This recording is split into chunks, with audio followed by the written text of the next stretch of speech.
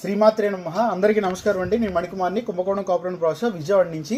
ఈరోజు శ్రీవారి కలెక్షన్లో కొత్త మోడల్ చూపిస్తున్నాను. అంటే ఇది వచ్చేటప్పటికి మనం ఇంట్లో పెట్టుకోవడానికి, అలాగే హోమ్ డెకరేషన్కి, లేదంటే ఏదైనా షాప్స్లో వాటిలో పెట్టుకోవడానికి నిత్య పూజకు అనువైన విగ్రహం అనమాట.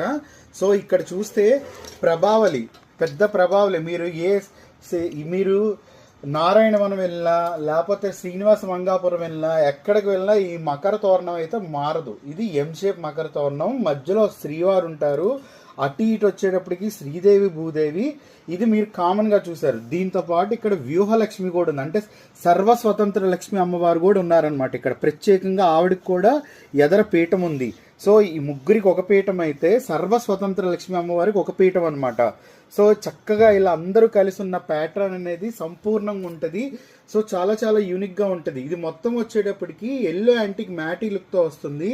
అలాగే స్వామివారికి ముఖాకృతి కానీ, స్వామివారికి వక్షస్థలం కానీ, అంటే ఆయన ఛాతి మీద ఉన్న కంఠహారాలు కానీ, కర్ణకుండలాలు కానీ, అలాగే శంకుచక్రాలు కానీ, కాసుల పేరు కానీ, అలాగే నాగయజ్ఞోపవీతం, కటిహస్తం, వరదహస్తం చాలా చాలా బాగుంటాయి. ఇంకా ఇరు అమ్మలు ఇద్దరు కూడా చక్కగా కమలం పట్టుకుని ఉంటారనమాట, ఒక్కొక్కరు ఒక కమలం పట్టుకుని.